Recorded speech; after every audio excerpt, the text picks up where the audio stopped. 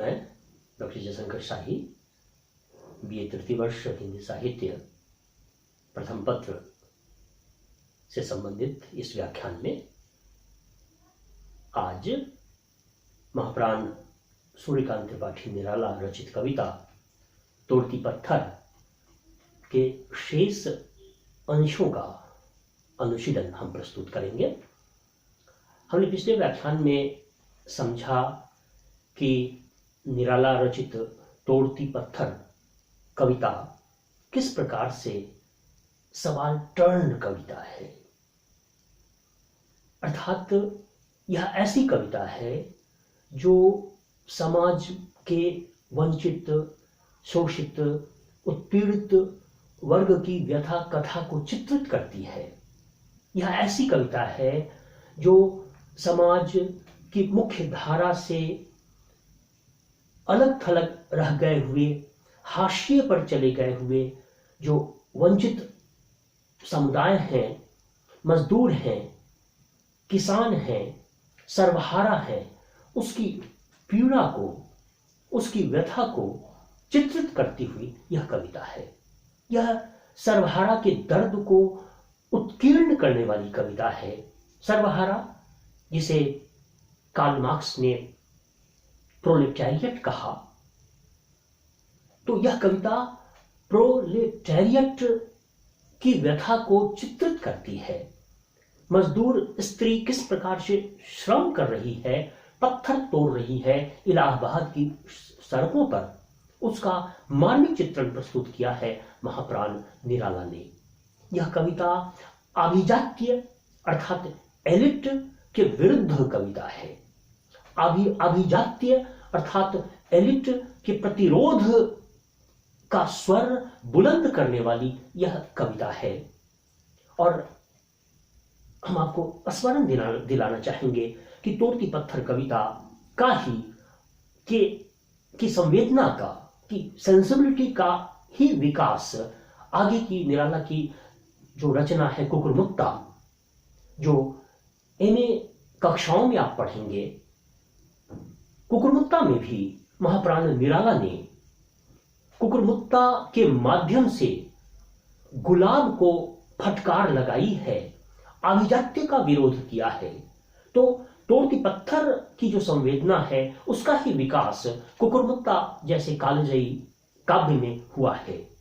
तो तोड़ती पत्थर का जो शेष अंश है उस पर हम चर्चा करेंगे।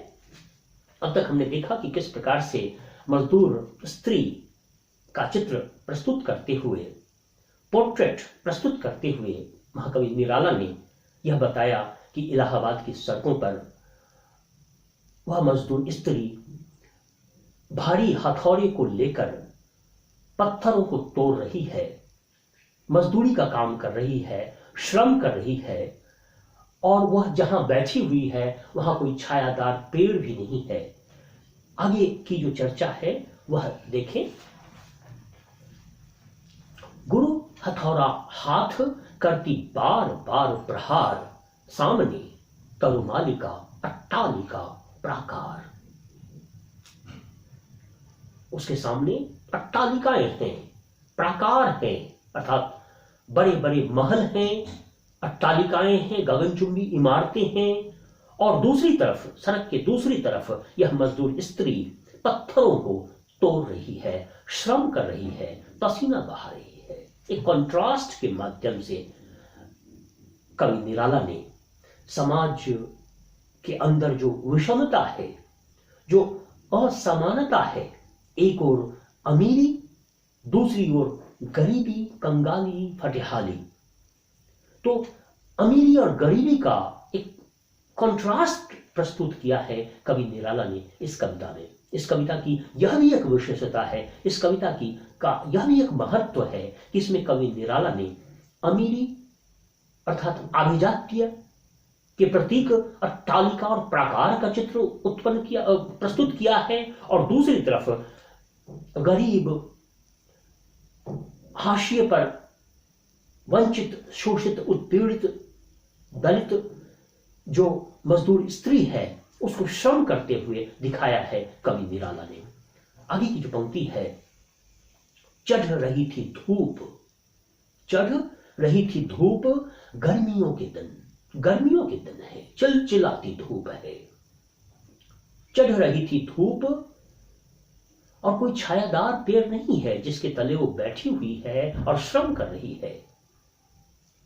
चढ़ रही थी धूप, गर्मियों के दिन, दिवा का तमतमाता रूप, दिवा अर्थात दिवस, दिन, सूरज का तमतमाता रूप, दोपहरी के समय जिस प्रकार से प्रचंड गर्मी पड़ती है उसका चित्रण, गर्मी का चित्रण, ग्रीष्म ऋतु का चित्रण कवि निराला ने यहां किया। चढ़ रही थी धूप, गर्मियों के दिन, दिवा का तमतमाता रूप, उठी झुलसाती हुई लू चल रही है।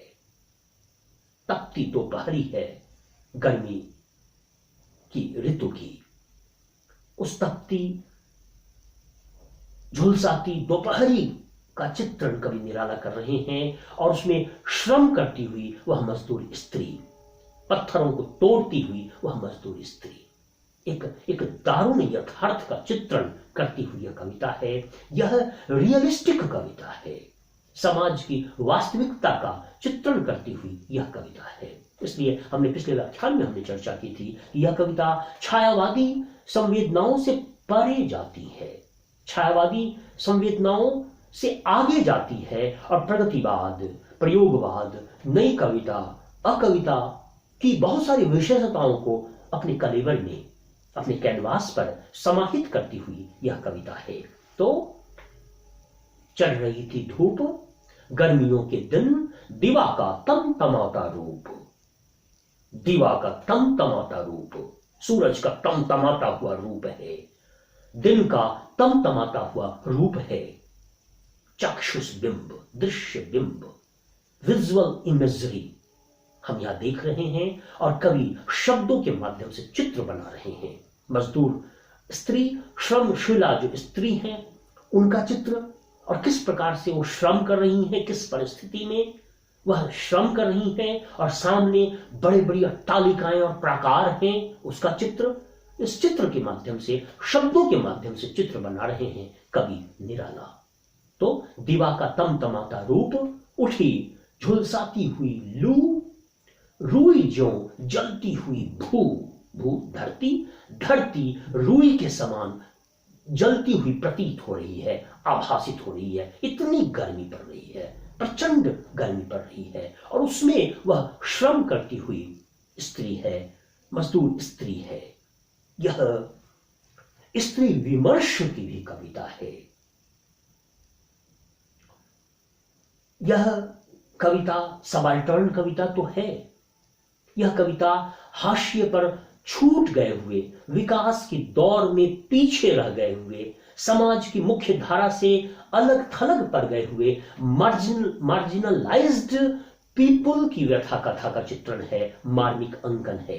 तो दिवा का तमतमाता रूप, उठी झुलसाती हुई लू चलती हुई, रुई ज्यों जलती हुई भू और पूरी धरती रुई के समान जलती हुई सी प्रतीत हो रही है। ऐसा प्रचंड ताप है, दिन का ऐसा झुलसाता हुआ, तमतमाता हुआ रूप है। तो गर्मियों के दिन, दिवा का तमतमाता रूप, उठी झुलसाती हुई लू, रुई ज्यों जलती हुई भू, गर्द चिनगी छा गई और चारों ओर धूल धूल फैल गई। धरती को कवि निराला ने चित्रित किया है कि रुई के समान वह धू धू कर जल रही है और चारों ओर गर्द चिंगारी फैल गई है, रुई के समान जलती हुई झुलसती हुई धरती का चित्र कवि निराला ने, विकराल चित्र कवि निराला ने प्रस्तुत यहां किया है। रुई जो जलती हुई भू, गर्द चिनगी छा गई, प्रायः हुई दोपहर, वह तोड़ती पत्थर। सुबह से दोपहर हो चुका है और उस दोपहरी में, चिलचिलाती धूप में, दिन के तमतमाते रूप में लू चलती हुई और धरती ऐसा प्रतीत हो रही है कि रूई के समान झुलस रही है, जल रही है। और इस प्रचंड मौसम में, इस प्रचंड गर्मी में भी वह श्रमशीला मजदूर स्त्री अपने श्रम में निरत है, संलग्न है, पत्थरों को तोड़ रही है। एक मार्मिक चित्र प्रस्तुत करते हुए कवि निराला दृश्य बिंब है, कॉन्ट्रास्ट तकनीक है, यथार्थ का चित्रण करती हुई यह कविता है। इस वाचन के साथ ही आज मैं अपने वक्तव्य को समाप्त करना चाहूंगा।